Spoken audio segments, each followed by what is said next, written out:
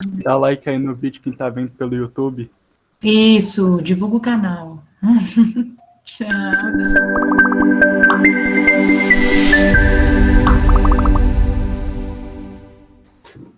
Boa noite, gente. Meu nome é Fernanda e eu faço parte do projeto de extensão, que é o Abordando o Corpo Humano para a Promoção da Saúde Sexual, do Instituto de Ciências Biológicas, o ICB, que é da UFMG, né, Universidade Federal de Minas Gerais. E o objetivo do projeto é promover uma vida sexual saudável. E esse projeto é coordenado pela professora Tânia. Deixa eu passar.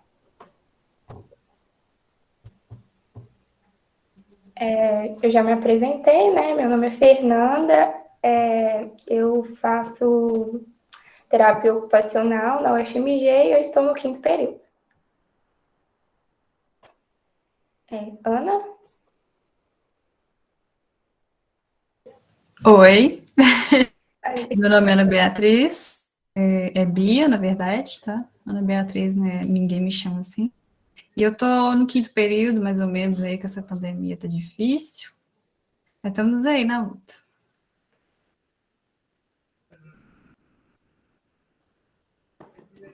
E os outros integrantes, né, gente? Acho que vocês já nos conhecem. Eu sou a Cabral, é como todo mundo me chama. Eu também sou da biologia, estou um pouquinho mais na frente, né, das meninas, tanto que já tem um tempo que estou acompanhando vocês. Mas para quem não me conhece, estou me apresentando. E o Rafa, né? Eu não tenho muito a falar, não. Eu tô junto com a Cabral no 10º período. Mas é isso, nós somos da residência e a gente está fazendo essa parceria com as meninas nesse projeto que é muito interessante e muito importante. Então, sejam bem-vindos. O tema de hoje acho que vocês já viram, que é IST. E nós vamos começar a apresentação agora, então pode passar.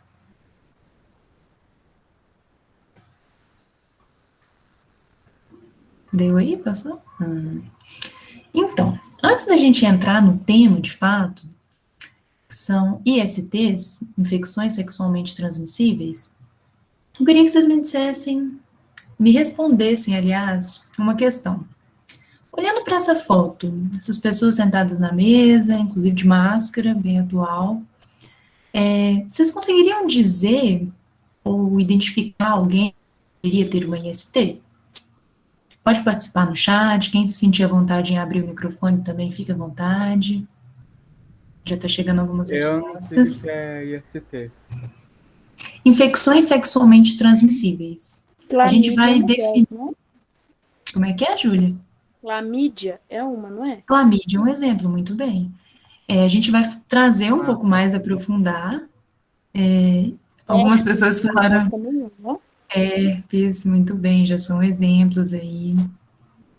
Algumas pessoas falaram que o cara lá atrás, talvez. Por que vocês acham? O que fez vocês pensarem sobre isso? Daniel falou que clamídia não dá para perceber assim. Por que clamídia não dá para perceber assim? O Vitor já está alertando a gente do preconceito. Só pelo cabelo estranho. Cabelo diferente, gente. Estranho não. Mas então, ó, lá do fundo, né? Vocês citaram esse cara, mas aí eu vi que a maioria falou não. E aí a grande questão é, né? Ainda que vocês tenham ido, talvez, por uma questão de estereótipo, alguma coisa assim, né? Pelo cabelo, que chamou atenção. A Ana falou que nada a ver o cabelo dele, né? Tem a ver com a doença. Então, assim, a grande questão é que, quando a gente fala sobre infecções sexualmente transmissíveis, não dá para a gente identificar alguém que possa ter alguma. Porque, às vezes, a gente, não sei se vocês já tiveram algum contato, alguns aí já citaram alguns exemplos, às vezes a gente tem contato com essas infecções e a gente vê aquelas imagens, às vezes, explícitas, né, de uma ferida aberta, a pessoa magra, às vezes, né, a gente tenta identificar alguma coisa assim, de uma pessoa numa aparência doente, né, mas aí é que tá. Pode passar para mim, Rafa. retomando então um conceito que me perguntaram assim, eu não sei o que é IST. Então, IST é uma sigla para denominar as infecções sexualmente transmissíveis, e elas têm esse nome, acredito que, né, o próprio nome já diz um pouco para vocês sobre o que é isso, é porque a principal forma de transmissão dessas infecções é por via sexual, seja ela vaginal, oral ou anal. Então, por isso elas são chamadas dessa maneira. Não é a única forma de transmissão, a gente vai ver posteriormente, mas é a principal e por isso elas têm essa denominação. Agora, aí é que tá.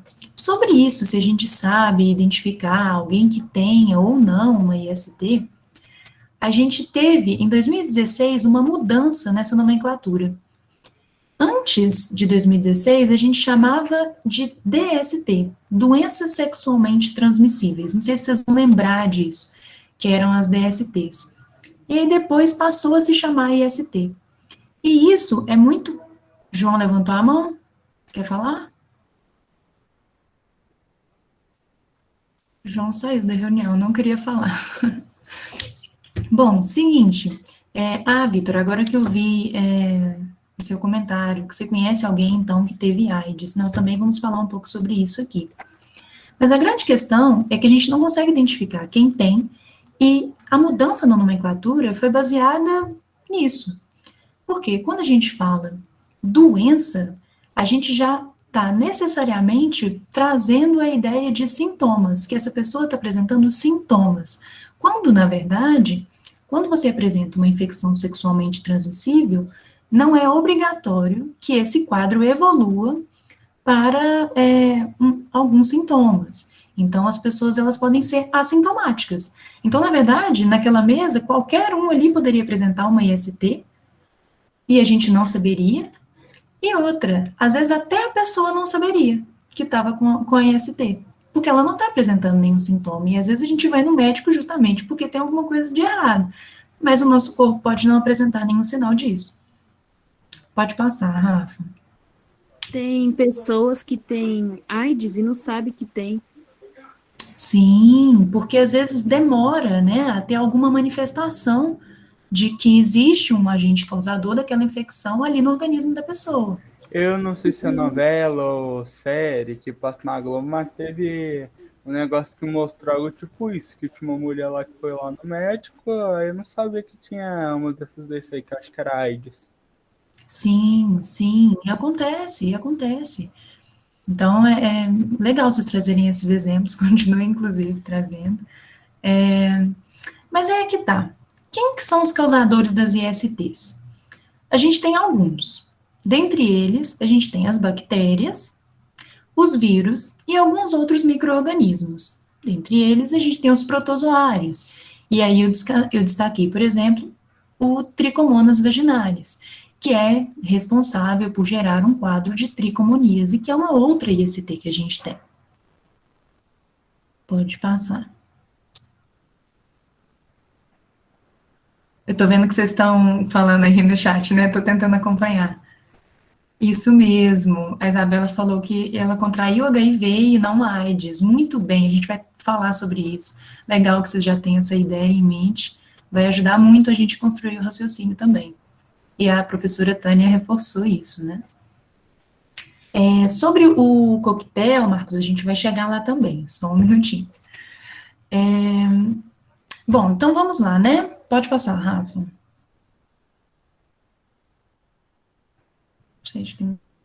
Bom, quando a gente entra dentro de vírus, alguns exemplos que eu gostaria de trazer das ISTs que podem ser causadas, né, que são causadas por vírus, a gente tem o que vocês já estão falando, inclusive, o HIV, que é o agente causador da síndrome da imunodeficiência adquirida, que é a AIDS. E aí as letras estão invertidas porque a sigla é em inglês. Então, falando sobre isso, que a Isabela falou lá em cima, né? Então, teve HIV, mas então não teve AIDS.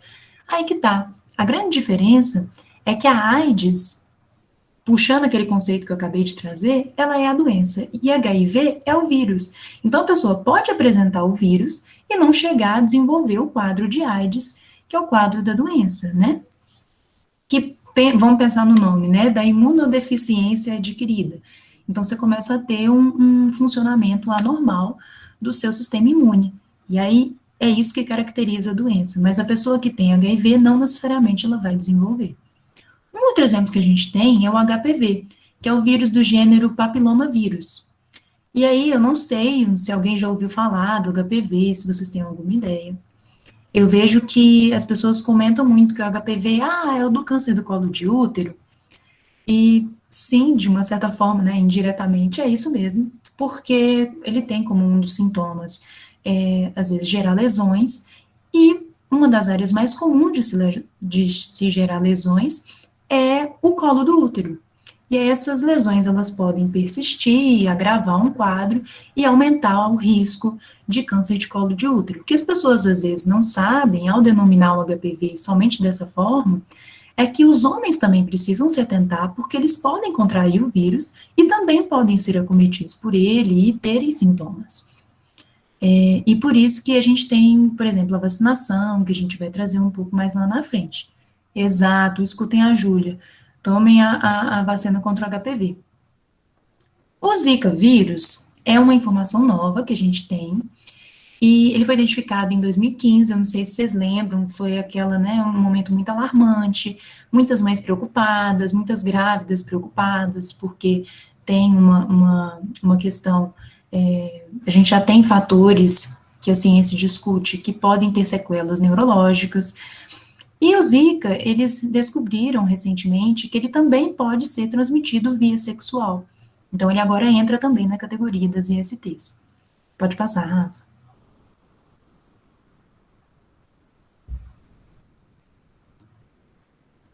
Bom, aí a gente trouxe uma curiosidade. Candidíase. Talvez vocês conheçam alguém que tenha tido candidíase, eu conheço um monte de gente que teve candidíase, e é muito comum que a gente confunda a candidíase ao dizer, a gente se confunda ao dizer que a candidíase é um IST. Mas a candidíase, ela não é considerada uma IST. Ela pode ser transmitida por contato íntimo, mas ainda assim ela não entra nessa categoria. Porque a cândida, né, ali ela é causada por um fungo, a Candida albicans, e ela é exatamente, Alice, ela é um fungo. E ela é, na verdade, natural da nossa microbiota, né, da nossa microbiota que eu falo, nós mulheres. Então, é um desequilíbrio e aí pode gerar esse quadro de coceira, corrimento. Por isso é importante a gente, inclusive, de um modo geral, ficar atento, né, ao muco vaginal, nós mulheres. Mas a gente queria trazer essa curiosidade de que candidíase não entra como IST. Pode passar. Agora, Fernanda, com você. Na verdade, sou eu. É o Rafa? É. O Rafa. Então, gente, aproveitando esse gancho, né, da Cabral, que ela já começou a falar como que algumas ISTs se manifestam, eu vou dar para vocês um contexto mais amplo de como que isso acontece. Bom, a gente está falando de infecções sexualmente transmissíveis. São infecções. Se são infecções, tem algum micro-organismo invadindo o nosso corpo, né? Quando isso ocorre, algum micro-organismo que é desconhecido, a gente tem uma reação imunológica. Acredito que todo mundo vai concordar com isso, né? E o que essa reação imunológica vai causar para a gente como sintoma, mais ali no início da infecção? Coisas que são mais gerais, né? Febre, por exemplo, dores ou coceiras, seja no local da infecção, ou seja em alguma região do corpo, dor de cabeça, por exemplo, dor no estômago, enfim, alguns tipos de dores. E também sintomas gastrointestinais, como enjoo, diarreia. Isso vai variar de acordo com a doença, né, e o período da infecção. À medida que a infecção vai se estabelecendo ali no corpo do indivíduo, esses sinais, eles tendem a diminuir, certo? Vocês vão ver, no caso de algumas doenças, que eles podem permanecer ocultos, né, por anos, como no caso da sífilis, por exemplo, e depois a doença retomar os seus sinais clínicos, né?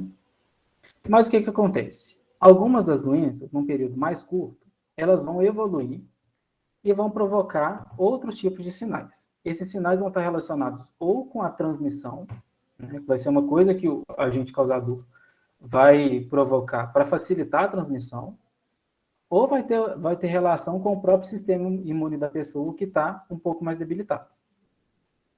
Alguns tipos de reação que estão relacionados ao aumento da infecção são, por exemplo, o aparecimento de feridas, né? Aquelas feridas ali, na região genital, por exemplo, elas vão estar infestadas por exemplo, da bactéria ou do vírus causador, né? E quando ocorrer o contato genital, ela vai acabar se proliferando, né, em outro organismo. Então, é uma questão evolutiva ali. Outro tipo de sintoma que está muito relacionado com a transmissão é o corrimento. Um corrimento diferente do normal, né?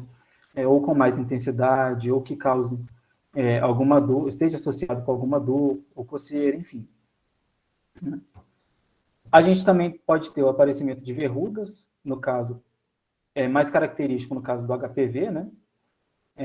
E essas verrugas, elas vão estar também colonizadas pelos vírus. E um caso que é um pouco diferente desses é o aparecimento de tumores, que é mais frequente no caso já mais tardio de manifestação da AIDS. Por que esses tumores vão aparecer? Bom, o tumor a gente tem que pensar que é uma célula do próprio organismo, né, que se diferencia ali e acaba se reproduzindo de forma diferente das outras. Por que essa célula não vai ser morta, como na maioria dos casos acontece? Porque a pessoa que está manifestando a AIDS, ela está com o sistema imunológico, assim, bem debilitado. Se é o sistema imunológico encarregado de eliminar essas células, isso não vai acontecer. Então, vão acabar surgindo esses tumores. Esse caso que está ilustrado aqui, ele se chama sarcoma de Kaposi. É um tumor que acontece na pele. Pensa o tamanho da pele, né, que é o maior órgão do corpo humano. Isso vai começar em um local, o sistema imunológico não vai conseguir identificar aquilo ali e acabar. Depois vai começar em outro local e vai se proliferando pelo corpo. Vou passar aqui para o próximo. E aí vou passar também a palavra. Agora eu vou falar um pouquinho com vocês sobre as formas de transmissão.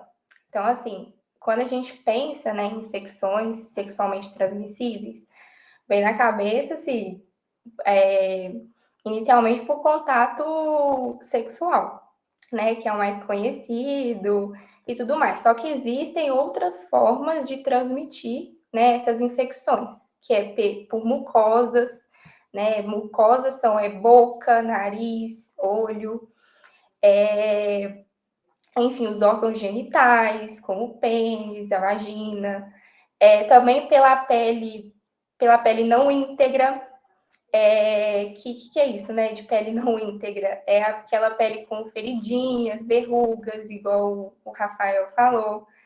E pela que a gente mais conhece, que é por contato sexual, que é o oral, o vaginal, o anal. E um exemplo disso, né, um exemplo de uma infecção que eu penso assim, vou trazer para vocês, é sobre o HPV, que a transmissão por HPV, ela se dá, além, né, da transmissão sexual, ela se dá também pela pele, né, pela mucosa.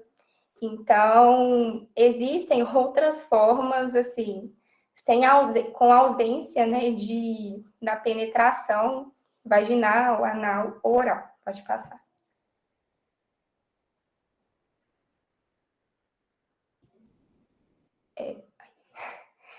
Uma outra forma de transmissão dessas infecções é a transmissão vertical. O que é isso, né, de transmissão vertical? É aquela transmissão que se dá da mãe para a criança, que é assim, a mãe infectada, ela pode transmitir para a criança durante a gestação, né, durante a gravidez, o parto, a amamentação, e isso é quando as medidas de prevenção, elas não são realizadas. A gente vai falar um pouquinho mais depois sobre as medidas de prevenção. Um exemplo, né, de doença de infecção, desculpa, que a gente pode pensar é a sífilis. A sífilis, ela é transmitida, ela pode ser transmitida também, né, além da transmissão sexual, por mucosa ou pela pele, ela pode ser transmitida também da mãe, né, infectada para a criança. Pode passar.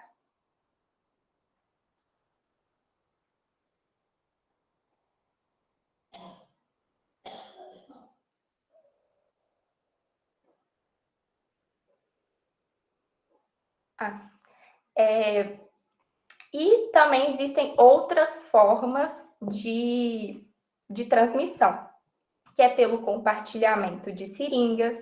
O que é isso, né? Que é quando compartilha, né, a injeção para mais de uma pessoa, em acidentes com agulhas, em objetos cortantes infectados, na transfusão de sangue contaminado. Um exemplo de infecção de STs é o HIV, né, que ele pode ser o causador da AIDS. O HIV, ele pode ser transmitido também pelo compartilhamento de seringas, né, acidentes lá com agulhas e objetos cortantes.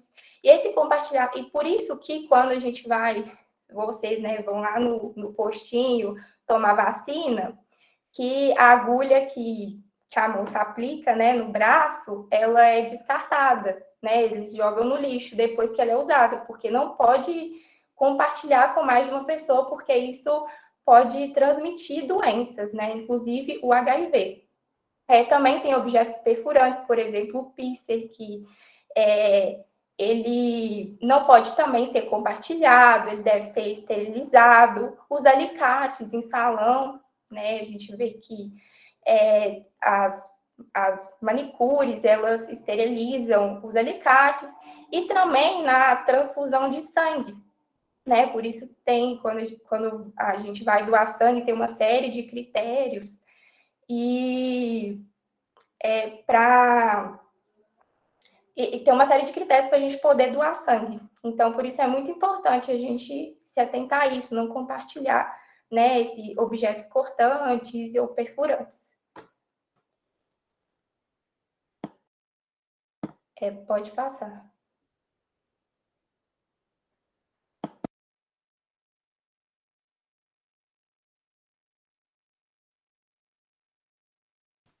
Chegou a minha parte. E aí, galera? Então, agora um pouco sobre as formas de prevenção, e eu vou falar sobre esse conteúdo com vocês. Ontem a Amanda já falou sobre os preservativos, né? Eu assisti a apresentação dela, estava muito boa. E a gente tem que reforçar, né? A gente sempre tem que reforçar. Caso tenha restado alguma dúvida, também para fixar na cabeça de vocês mesmos na hora da pressa, fazer certinho, viu? Então, a gente vai reforçar. O preservativo externo, também chamado de preservativo masculino, camisinha masculina, ele é colocado no pênis, ele protege do contágio pela penetração vaginal, pela penetração anal ou pelo sexo oral em homens, né? Pode ser utilizado a camisinha saborizada, né? Importante ela somente durante o sexo oral, porque a penetração pode causar alergia, coceira, devido a alguns componentes químicos de sabor, de aroma. Então, a camisinha saborizada, ela realmente é só para o sexo oral. E o preservativo externo, ele deve ser usado no pênis ereto. Ele é distribuído gratuitamente no SUS, mas também é bem acessível, né? É importante abrir a embalagem com os dedos, cortar a embalagem, manter a embalagem num local seguro, tipo uma gaveta, né, do lado da cabeceira, não colocar dentro da bolsa, na carteira, no bolso, onde vai ter atrito, que isso danifica o material, danifica o látex, também pode ser de borracha, para quem tem alergia. E aí, ela vai vir enroladinha, né, como a Amanda mostrou já para vocês, só estou reforçando, com o pênis ereto, vocês apertam a pontinha dela, coloca sobre o pênis e desliza até o final. Ejaculação, terminou a relação sexual, ou ainda não terminou, mas houve ejaculação, retirar a camisinha do pênis, né, enquanto ele ainda está ereto, porque, se o pênis, por exemplo, se o pênis permanecer na vagina e o pênis começar a amolecer, pode ser que a camisinha fique presa dentro da vagina, tá bom? Ou dentro do ânus, alguma coisa assim. Então, nossa, tô confundindo. Tem que tirar ela enquanto o pênis estiver ereto, dar um nozinho e jogar no lixo, descartar, tá bom? Não aproveitar. Que mais? Pode passar. Eu tô tentando. Preservativo interno, a Amanda também falou, mas a gente reforça.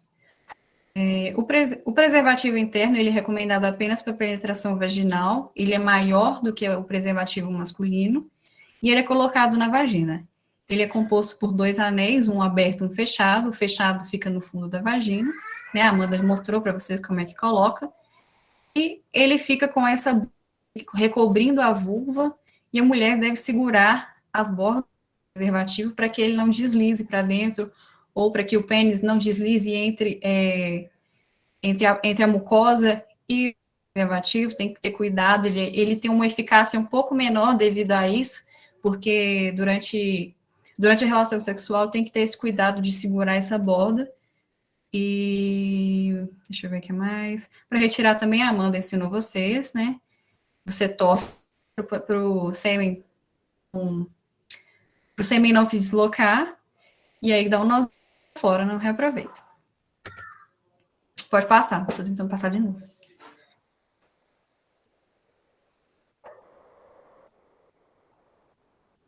Gente, qualquer dúvida pode abrir o microfone.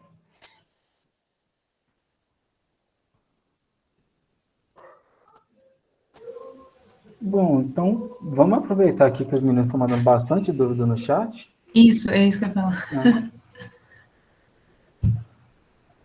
Daniel perguntou, por exemplo, e o famoso caso se furar no meio do ato, como isso acontece? A gente vai chegar lá. São cenas do próximo capítulo, tá bom?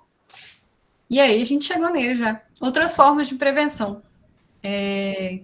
Já falando sobre isso, no caso da camisinha estourar. Eu acho, Beatriz, eu acho que, não sei o entendimento, mas eu acho que ele quer saber como pode evitar para não rasgar durante. Talvez a forma de colocar correta para que ela não rasgue. Não sei se foi esse entendimento. Então, gente, a principal maneira é o armazenamento.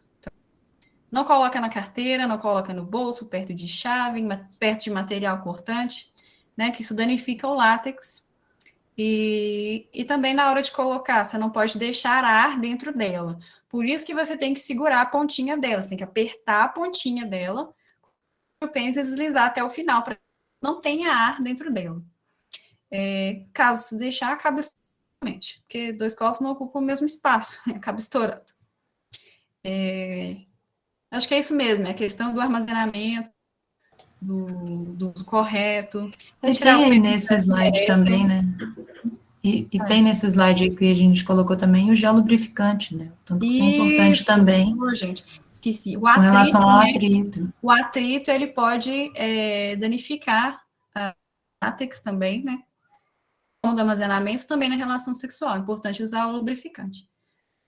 Lembrado. Outra forma de prevenção. Está respondida a pergunta? Pode continuar.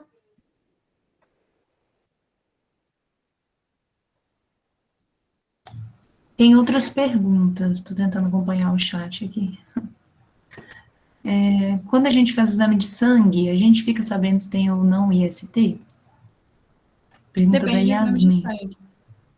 A gente tem uns testes rápidos, mas, por exemplo, se você vai doar sangue, eles têm uma bateria de exames que eles pedem para você fazer, e aí, inclusive, tem esses testes para verificar se você tem ou não IST. Inclusive, fica aí uma curiosidade que geralmente as pessoas vão doar muito sangue no carnaval, porque, assim, é de graça, né, assim, eu já vou...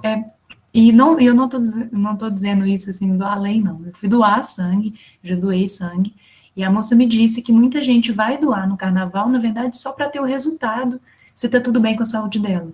Então, ela me deu esse dado. Safados.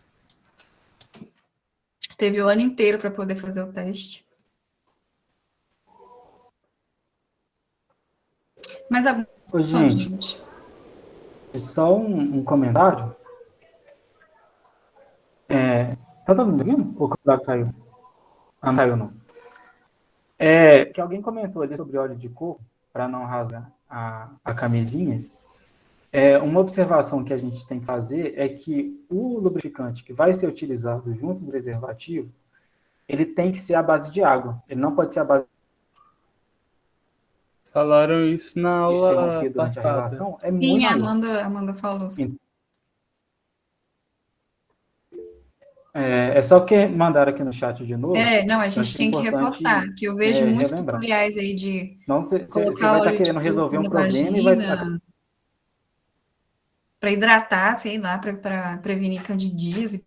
Diz que óleo de coco é único, então toma cuidado com essas coisas aí que vocês veem na internet, tá? Porque Tem o uma óleo menina no e também TikTok, lubrificantes minerais danificam o látex tem da uma menina no camisinha. TikTok, tem uma menina no TikTok que ela posta vídeo todo dia falando que passou óleo de coco na periquita, falou que hidratou, deixou ela mais rosa, brilhante. Falei assim, meu Deus do céu, minha filha. Você for no ginecologista para checar? Aposto que não foi, viu? Não. A gente tem que tomar bastante cuidado com essas coisas aí que a gente mede. Inclusive, essa é uma frase muito boa. Por enquanto, vai ser a frase tema desse encontro. Você foi na ginecologista para checar? De um modo geral, se foi ao seu médico, é sempre importante mesmo. Acho que esse é o nosso lema.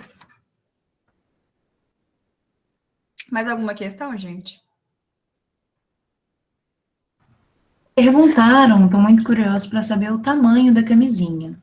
Olha, gente, não vou saber dizer em centímetros, mas eu sei que existem alguns tamanhos, né, gente? É igual para roupa, inclusive, B, M, G. Então, assim, eu não vou saber em centímetros, Eu acho que mas a comum é de 52 e a maior é de 56 milímetros. Acredito. Mas isso é o diâmetro, né? Isso, Essa medida é diâmetro. principalmente o diâmetro. Os O meninos querem o comprimento. O comprimento, como é de látex, ela vai esticar bastante. Então, não tem como precisar assim exatamente. Mas no mercado hoje, você consegue do tamanho regular, né? E tem os tamanhos maiores ou menores, eu não sei se existe, eu nunca vi. Mas talvez tenha também. Mas também vamos desenrolar ela toda, enfim. Qual a média do pênis brasileiro? Boa pergunta. Deve estar aí Marcos pelos levantou 13, a 14 mão. centímetros. Marcos levantou a mão, pode falar. Tem alguma tabela assim, tipo, qual camisinha deve usar dependendo do tamanho do garoto? Tem alguma tabela? Não. Tabela, não. Não. Acho que pelo menos eu nunca. Você pode usar regular. Ficar desconfortável, você compra a GG. Extra larga, sei lá, extra grande. Que o diâmetro dela é maior, fica mais confortável. Do comprimento, eu acho que não faz diferença, não. Porque ela é. Até que ela é bem compridinha. Uhum. Acho que acabaram as dúvidas por enquanto. Tem algumas que a gente ainda vai voltar, inclusive a do cachorro, o gato não esqueci, Luan. Estou anotando aqui. A gente vai voltar nisso aí. Pode ir, Ana. Pode ir. Outras formas de prevenção. Aquele menino falou da camisinha estourar, eu achei que ele está falando de outra questão, então eu já vou aproveitar o gancho que... E se a camisinha estourar? E aí, o que você faz? Então, a gente tem a profilaxia pós-exposição. Você vai no postinho, você vai no hospital, você explica, olha, uma relação sexual desprotegida, preciso tomar esse medicamento, fui exposto a alguma IST. Também casos de violência sexual, viu, gente? Camisinha saiu, ou o parceiro tirou a camisinha no meio do ato, isso é crime. Você pode recorrer ao sistema de saúde, né, esse APEP.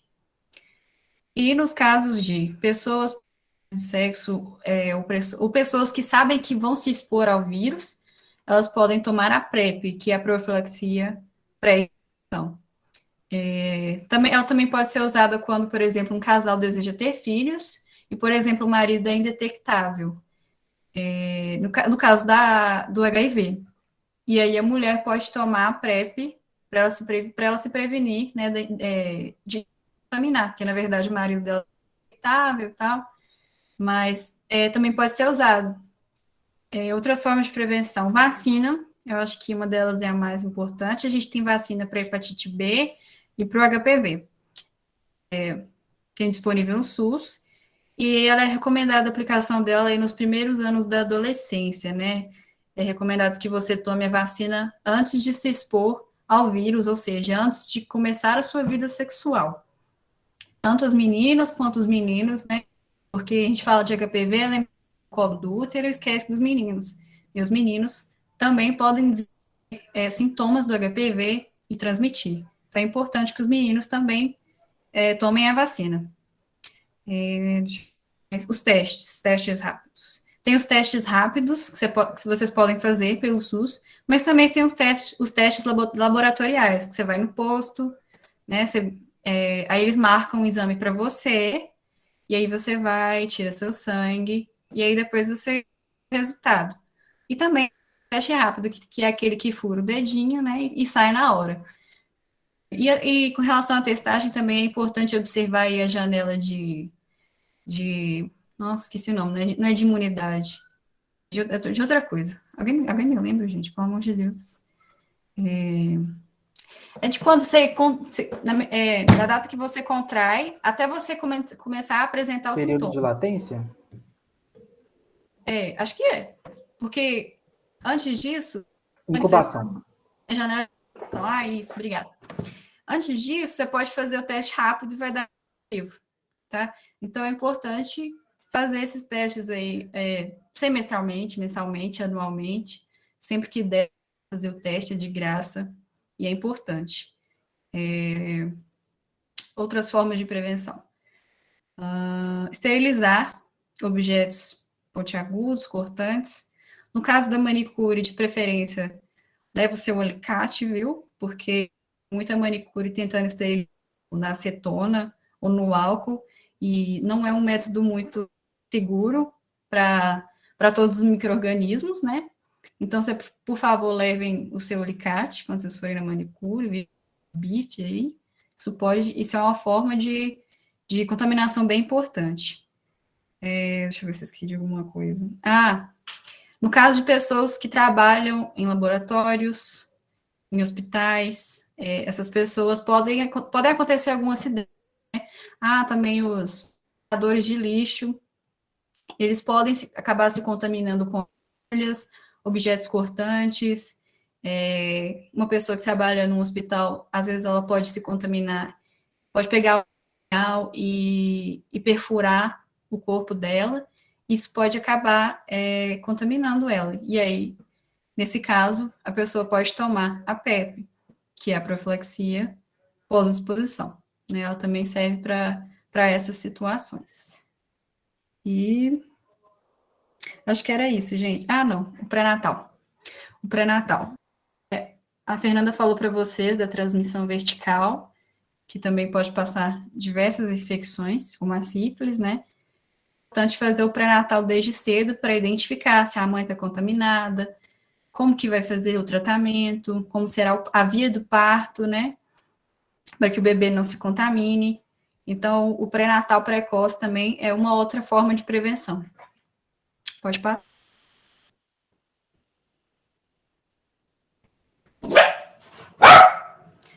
Desculpa, eu tinha esquecido que era eu.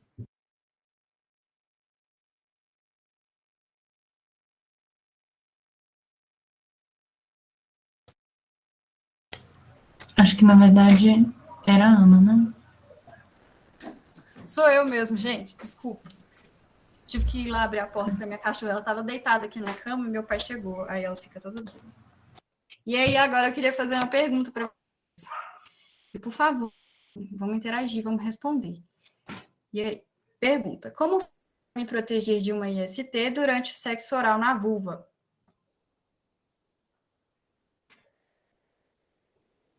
Quem sabe?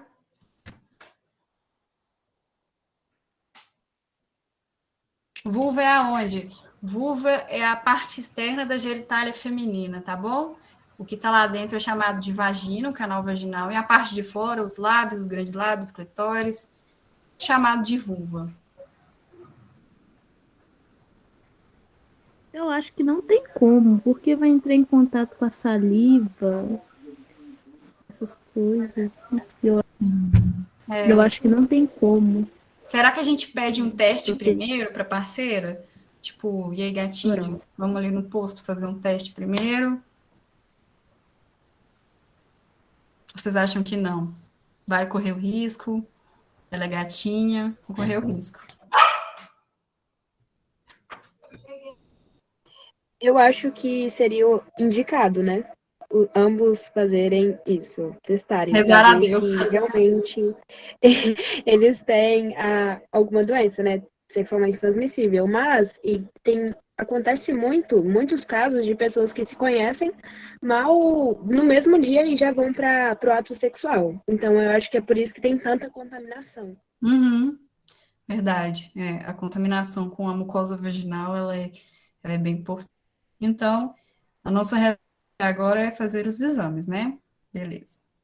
Mas aí, você conhece a gatinha e tal, e aí? Algumas pessoas falaram no chat sobre cortar a camisinha feminina, utilizar a camisinha feminina. Deixa eu ver. Adaptável. Pode passar, Rafael. E aí, será que vocês conhecem o Dental Demo, o Barreira Dental? Acho que não. Mas ela é uma folha de borracha ou látex que o dentista usa em tratamentos. Passa para o próximo slide que tem uma foto do tratamento, Rafael. Aí, essa folhinha de látex que ele usa para poder isolar a gengiva, né? E fazer o tratamento no dente. E ele vai lá, pega a folhinha, coloca lá e põe exatamente no dente para poder fazer o isolamento aí daquela área. Pode voltar. E aí, as pessoas adaptam isso. Elas usam essa barreira na vulva. É colocado e tem que segurar também, assim como o preservativo feminino. Coloca em cima da vulva, realiza o sexo, descarta. Só que é um método, assim, de difícil acesso. Marcas que vendem a barreira dental saborizada são raríssimas e caríssimas. E ela é pouco conhecida e também tem o preconceito, né? Aquele de, vai ficar chupando papel, só que a gente tem que se prevenir, né? Então, vamos aprender como é que faz. E aí, se ela é de difícil acesso, ela é pouco conhecida, ela é cara, o que eu vou fazer? Pode passar, Rafael. E aí, vocês gostam de DIY? Tem como fazer uma barreira caseira a partir do preservativo masculino.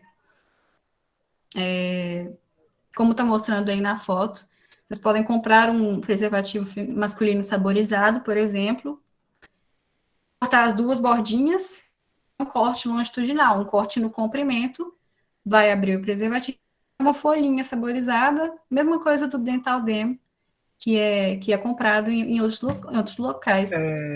Peraí, mas aí o homem, ele pode colocar o pênis dentro da vagina com esse negócio na frente, sem problema? Então, ele vai fazer a penetração e o sexo oral ao mesmo tempo? Seria... Pera. Esse é só pro sexo oral. Então é beijo, né, que você fala. Assim. Basicamente isso. Não, ele não é para penetração, gente, por favor. Porque como a gente... outra coisa. Como a gente conversou, o sexo oral na mulher, na vulva, não tem proteção. Tem que pedir o exame antes. E aí, o que você vai fazer? Você vai pedir o exame? Você vai esperar? Então, esse é um método realmente novo, tá? E bem discutido. Devido também ao preconceito. Então, ele é usado no sexo oral, né? e como ele é bem desconhecido, o acesso a essa barreira dental, vendida em sex shops internacionais e tudo mais, ela é bem cara. Então, dá para fazer ela em casa, usando um preservativo masculino. Vou falar de novo. Você compra um preservativo masculino saborizado, desenrola ele, duas bordas, e faz um longitudinal. Ele vai abrir essa folhinha, você coloca a sua vulva e realiza o sexo oral. Terminou, joga fora, vai fazer a penetração, usa o preservativo masculino, por exemplo, coloca no pênis ereto, realiza a penetração, tirou, joga fora. Então, cada um no seu local. Esse é só para sexo oral em vulva, já que para meninos já tem o preservativo saborizado, para as meninas. Então, essa é a forma que as pessoas acharam de adaptar um meio para poder se prevenir, né? Já que a gente não tem chance de estar sempre pedindo exame para o parceiro, né? Às vezes você conhece aquela gatinha e vai com ela naquele dia, não sei. E aí, como é que você vai se proteger? Tem essa maneira, deu para entender? Sim. Sim. Sim, sim. Ai, que bom, gente. Pode passar. Levantou a mão. Eu Pode posso falar. perguntar? Desculpa, é só que você falou antes que tinha aquilo que é usado pelos dentistas, certo? Uhum. Então, no caso, como que, se a pessoa for realmente usar aquilo, como é que a pessoa lubrifica o tecido? Uhum. Lubrificantes à base d'água mesmo. Porém, o preservativo masculino saborizado, ele já com uma certa lubrificação. Que é de látex, né? É o mesmo material. Ok, obrigada. Por nada.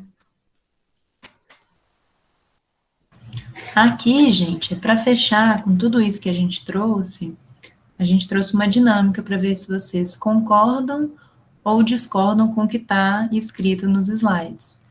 Então, por exemplo, a primeira, pode descontrair algum IST usando toalhas de outras pessoas? Coloquem no chat, abram o microfone, o que vocês acham?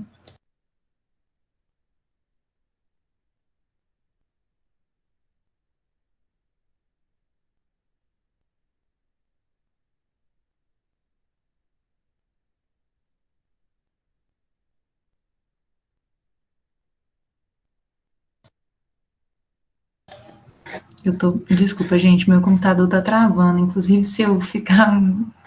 Vocês me ajudam aí, se eu ficar meio calada. Muita gente falando que sim, a maioria tá falando que sim. Acredita que sim, se tiver alguma ferida no corpo. Muito bom. Acho que sim. Marcos falou, se a pessoa sangrar na toalha.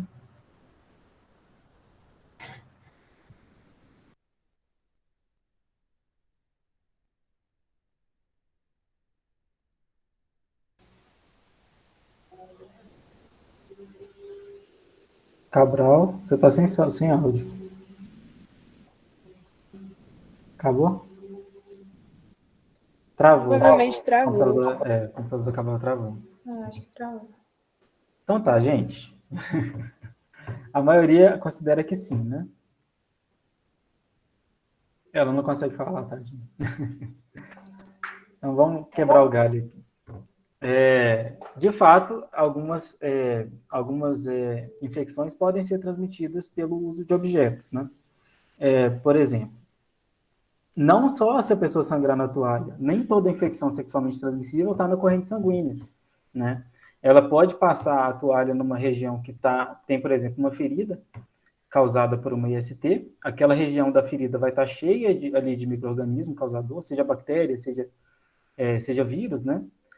E aí você vai, você não, né? Uma outra pessoa pega essa toalha e encosta na pele dela, ou encosta numa região de mucosa, no olho, na boca, né, no nariz, ou mesmo na região genital, pode ser um outro meio de transmissão.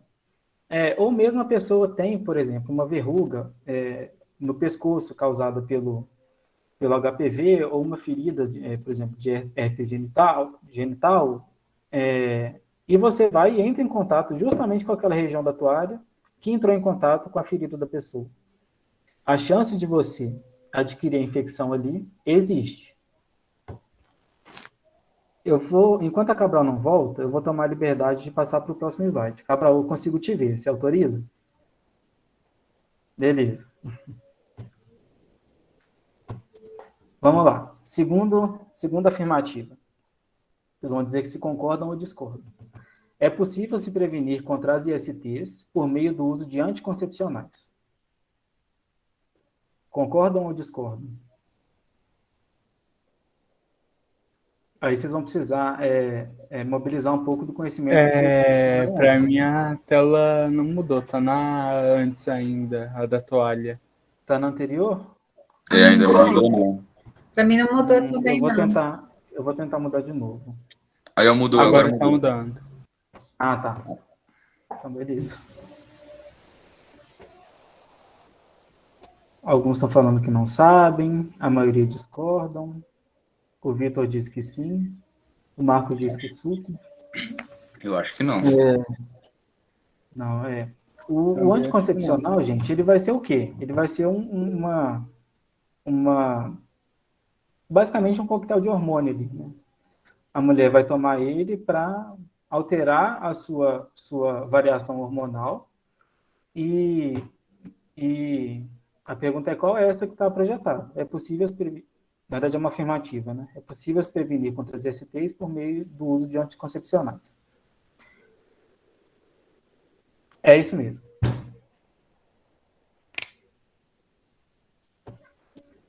Não é essa a pergunta que está na tela, gente? Essa sim, tá certo. Ah, tá. Beleza. Então tá, o anticoncepcional vai ser um coquetel de hormônios, né? Pensem, se a pessoa tiver com o hormônio alterado, diferente do natural, se ela tiver ou não no período menstrual, ou se ela tiver ou não ovulando, né, que é o principal objetivo do uso de anticoncepcionais.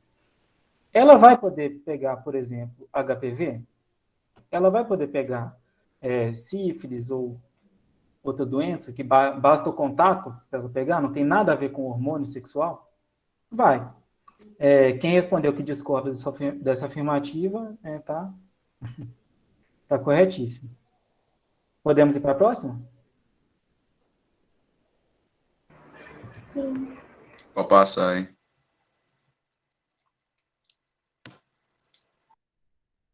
Gente, rapidinho antes de passar. Só para saber, e a lista de presença? Que ela já deve acabar?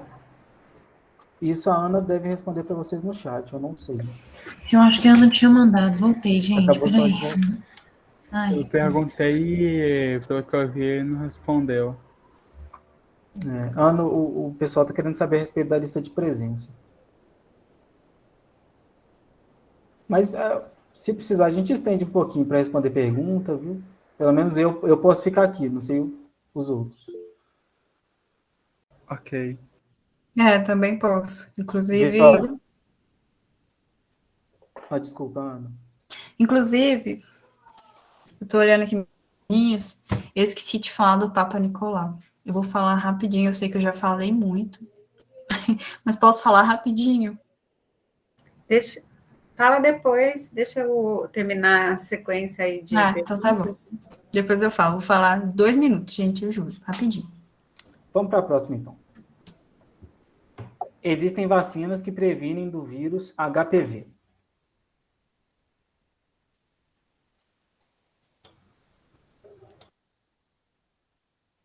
Vocês concordam ou discordam? Sim. Concordo. Concordo também. Também concordo.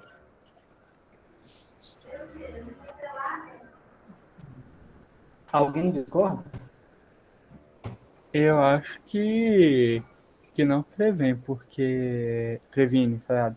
Porque a vacina, eu não sei se eu tô falando errado, mas eu esqueci qual que é, mas a vacina, se não me engano, coloca uma versão do vírus, da bactéria mais fraca no seu organismo para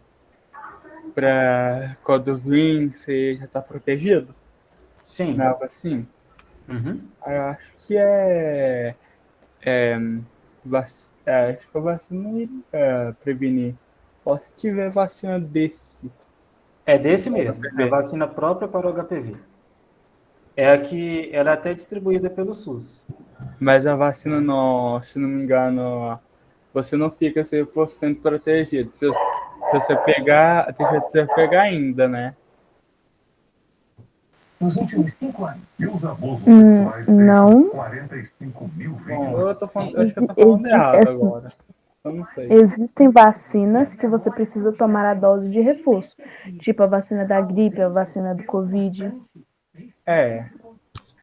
Aí tem umas que você precisa da dose de reforço, mas eu acho que essa do HPV são 3 doses, eu acho que toma. Uma com 9, 11 e 15, se eu não me engano.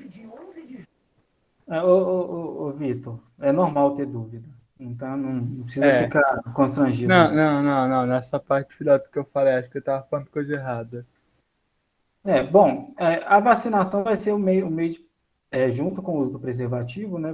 Aliás, o preservativo nem protege 100% contra o HPV. Então, a vacinação vai ser o mais confiável, vai ser o que vai ter maior eficácia para proteger em relação à infecção do HPV. Mas o seu raciocínio de que a vacina não tem 100% de eficácia e tal faz sentido. Porém, a vacina é aplicada com dose de reforço e tal, então é uma eficácia bem alta. É que eu acho que o que a gente pode trazer também, né, pensando no Covid, né, na Covid, aliás, quando a gente está falando sobre isso, e aí a gente está falando sobre as vacinas, por exemplo, não é que a vacina vai impedir que o agente causador daquela doença entre no nosso organismo. E isso é muito importante da gente entender. O que ela vai impedir é que a gente desenvolva um caso mais grave da doença, ou até mesmo que a gente desenvolva sintomas. Aí vai depender de cada organismo, né? Que isso daí também tem que ser levado em conta. Então, assim, com a questão que o Vitor trouxe, me fez até questionar mais essa afirmativa. Então, assim, existem vacinas que previnem do vírus HPV? Talvez tenha dado esse sentido dúbio de que a vacina talvez não permitiria que o vírus HPV entrasse em contato com o nosso organismo. E isso não é verdade. O que acontece é que a gente não vai desenvolver o quadro da doença, que é aquela diferença que eu falei da pessoa ter o vírus, né, dentro do seu organismo e não desenvolver um quadro de doença. Então, foi ótimo, Vitor, porque aí a gente falou desse detalhe que eu acho importante estar esclarecido, e a explicação da vacina foi ótima, é exatamente isso.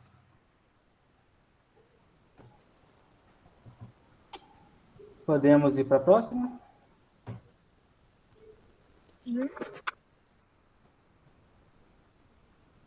Acho que pode.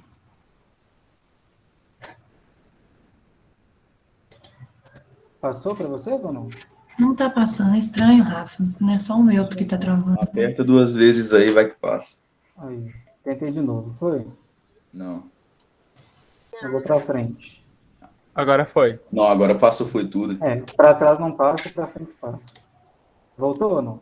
Aí, ó, pode se infectar com algum agente. Aí passou. Então vamos lá. Pode se infectar por algum agente infeccioso através do beijo na boca.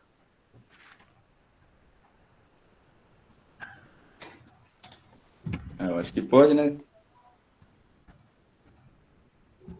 A Isabelle falou que depende, a maioria falou que pode, o Luan apontou que no carnaval tem muito. Sapinho é um deles, ok. Sim, mas depende da situação. Em quais situações vocês acham que pode se contaminar, se infectar com um agente infeccioso? Aquele que estiver na boca. Eu acho que contamina, né? Já que tem a troca de salivas. Tem a troca de saliva e também pode ter um ferimento na boca. Verdade. Eu não pensei nessa parte do ferimento.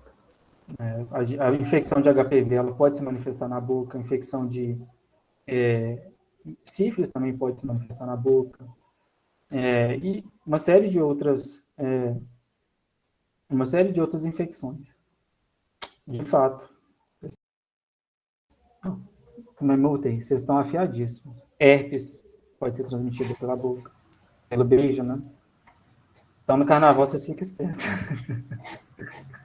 Brincadeira. Vamos para a próxima? Ou Eu não. queria saber por que vocês falam desse negócio do carnaval, fazendo piada, assim. É porque o carnaval, Vitor, ele é um evento em que muitas pessoas, elas esquecem, né? Elas se dão liberdades que pode expor elas à transmissão de algum agente infeccioso. Ah, tá. Então, Bebida, as pessoas tendem a se festa. expor mais no carnaval. Isso. Sim. E a gente tem dados, sabe, Vitor? A gente tem dados de que as pessoas têm apresentado, né, quadros de infecções sexualmente transmissíveis no carnaval, assim, né? Então, isso já são dados. É curioso, Vitor, que a época do ano em que mais é feita campanha de prevenção de doenças sexualmente transmissíveis é no carnaval. Nesses eventos de rua, na grande maioria das vezes é distribuído preservativo. Então, assim, é um grande foco de transmissão e eles acabam usando isso para ser um grande foco também de conscientização. Exato. Acabou, Rafa? Não sei se tem mais um. Pode ser mais uma, foi? Acho que essa é a última. Foi. Vamos lá. Uma pessoa portadora do vírus HIV pode não manifestar os sintomas característicos da AIDS. Se não me engano, você tinha falado que... Não, pera. Eu concordo. Pera, HIV e AIDS é a mesma coisa ou não? Esqueci. HIV é o vírus que causa... AIDS é a doença. HIV é o vírus que causa AIDS. Não, eu entendi isso, mas agora eu tô confuso. Tudo bem também, tá confuso.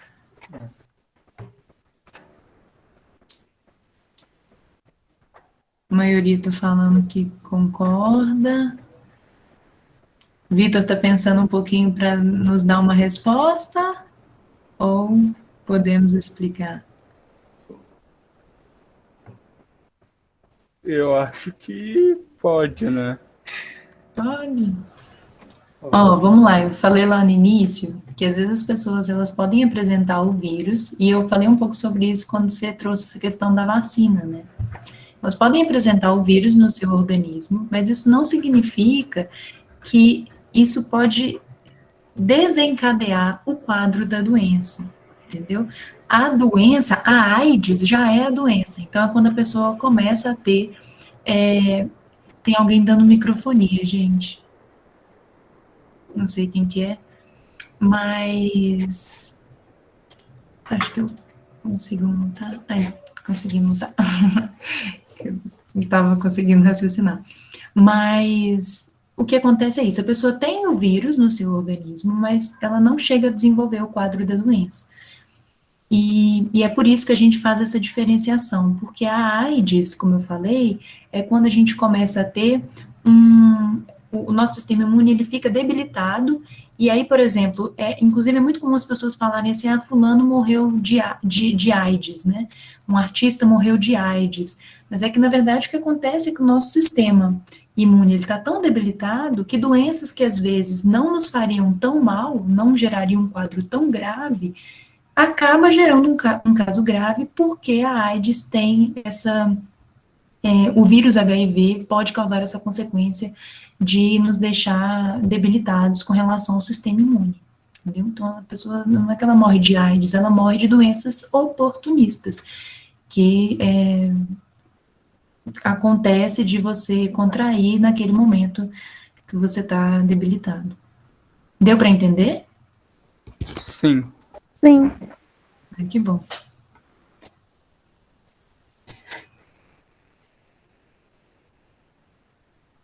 Acho que pode passar, né, Rafa? Não sei se você já passou e travou para mim. Eu já passei. Não foi para ninguém? Agora foi, dando as referências. Gabriel levantou a mão, foi sem querer, ou quer falar? Eu ia desmutar para falar que saiu aqui, mas levantou a mão. Ah, tá.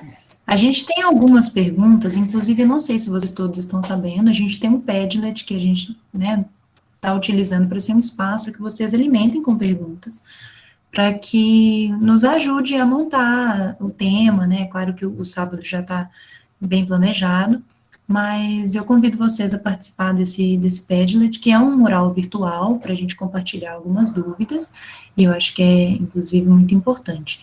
Acho que as dúvidas que eu anotei aqui que ficou por exemplo, perguntaram em algum momento que a gente estava falando sobre piercing, acho que quem estava falando era a Fernanda, e aí perguntaram assim, quem lambe o brinco? Eu não sei exatamente se eu entendi a pergunta, e aí se eu não tiver entendido, desculpa, gente, eu não notei quem fez a pergunta, foi erro meu, assim, mas a grande questão é assim, que a questão do piercing é porque ele faz uma perfuração, entendeu? E aí ele pode entrar, o agente causador pode entrar em contato com a sua corrente sanguínea.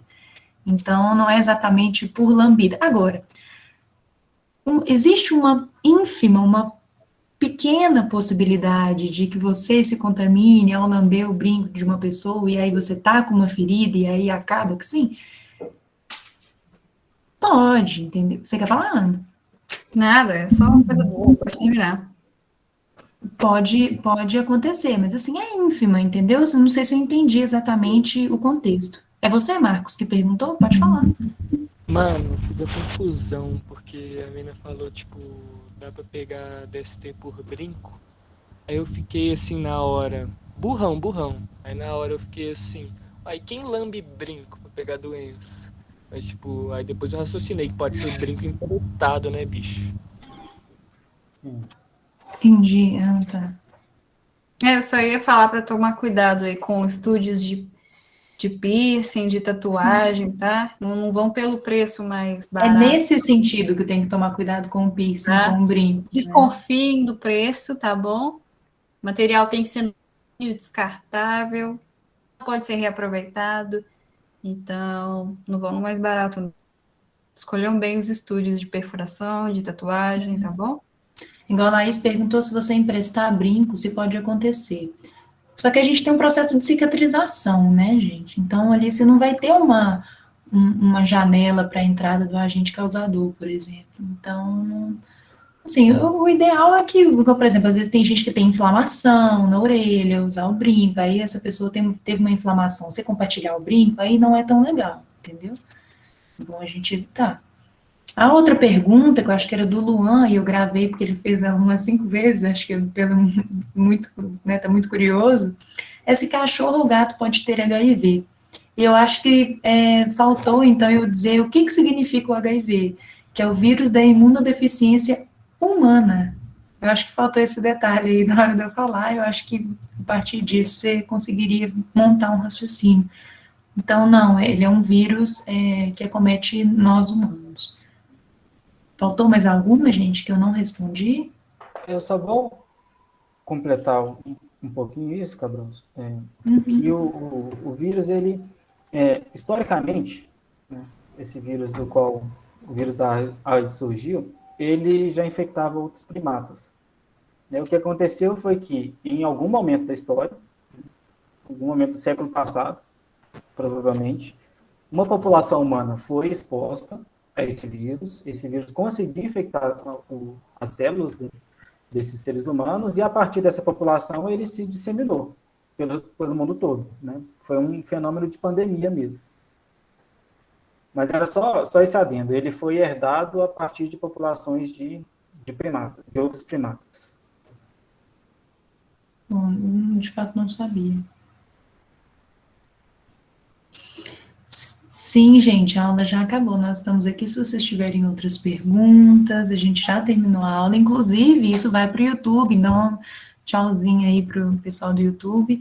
Vitória, acho que eu vou parar de gravar, né, gente? Peraí, acho que eu posso parar de gravar. Dá like aí no vídeo quem tá vendo pelo YouTube. Isso, divulga o canal. Tchau. Boa noite, Se gente. inscreva no canal. Música